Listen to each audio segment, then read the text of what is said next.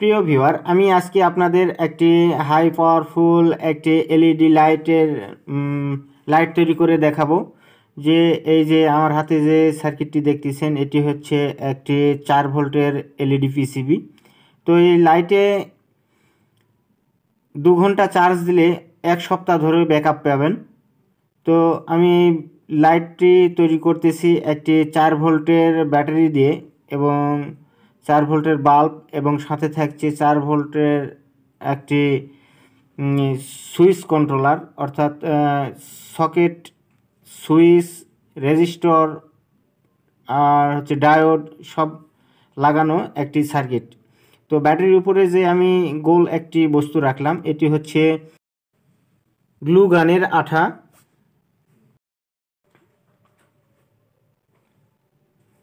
এই যে আমি গলিয়ে নিলাম, এটি হচ্ছে গ্লুগানের আঠা।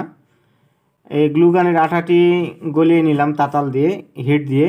যে এখানে আমি এখন একটি সার্কিট সেট করব। এই যে দেখতেছেন সার্কিট, এটি হচ্ছে 4 ভোল্ট কন্ট্রোলের একটি সার্কিট। এই সার্কিটটি বাজারে অ্যাভেলেবেল পাওয়া যায়।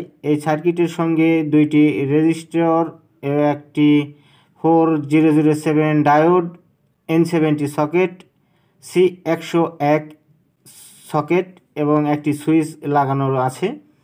তো এই সুইচটি সহকারে গোটা সার্কিটটি বা পুরো সার্কিটটি বাজারে অ্যাভেলেবেল কিনতে পাওয়া যায়। আপনারা বাজার থেকে কিনে নিতে পারবেন, খুবই অল্প দাম, 10 থেকে 15 টাকা দাম।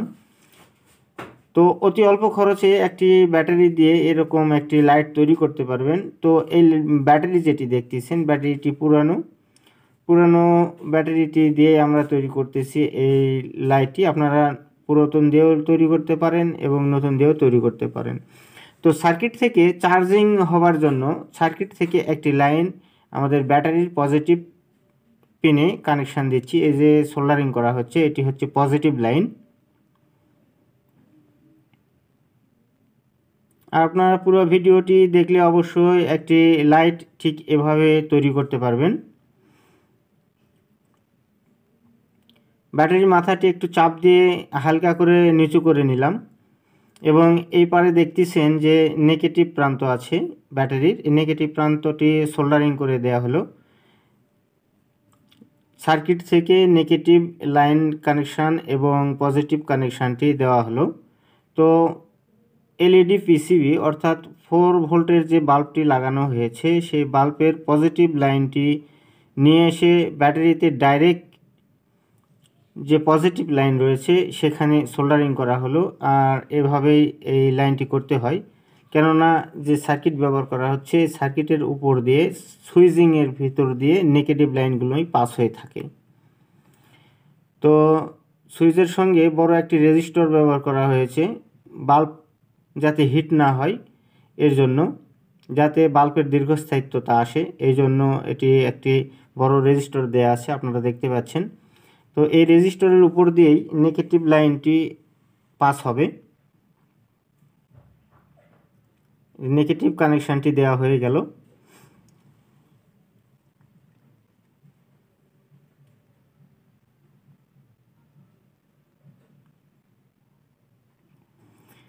এবং গ্লু গানের আঠা দিয়ে সুন্দর করে উপরের দিকে, অর্থাৎ যেখানে সুইচগুলো আছে, সুইচগুলো যেন নড়ে চড়ে না যায়, এই জন্য এই আঠাটি সুন্দর করে আপনারা আপনাদের ইচ্ছা মতো ভাবে দিয়ে নেবেন। আমি এখানে গ্লুগানের আঠাটি দিয়ে নিচ্ছি। আপনাদের ইচ্ছা মতন আপনারা দিয়ে নেবেন, যাতে এই সুইচ সকেট এগুলো নড়ে চড়ে না যায়। N70 অর্থাৎ 1200 পিন যাকে বলা হয়, এই পিন দিয়ে এখন চার্জ দিয়ে দেখাবো। দেখেন চার্জ হচ্ছে। এবং এরপরে আরও একটি যে সকেট রয়েছে C101 অর্থাৎ স্যাম্ফনি পিন, এটি দিয়েও চার্জ হবে। আপনারা 2টি পিন দিয়ে চার্জ দিতে পারবেন। এই যে দেখতেছেন চার্জ হচ্ছে।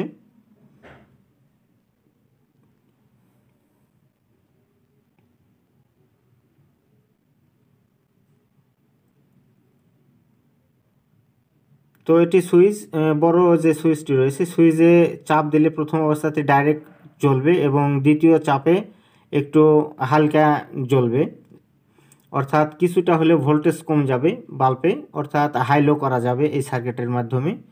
তো আজকে এই ভিডিও আপনারা পুরোপুরি দেখার জন্য আপনাদের ধন্যবাদ। এবং চ্যানেলটি সাবস্ক্রাইব করে না থাকলে অবশ্যই সাবস্ক্রাইব করবেন এবং পাশেই থাকবেন। তো আজকের মতো ভিডিও এ পর্যন্তই শেষ করতে যাচ্ছি।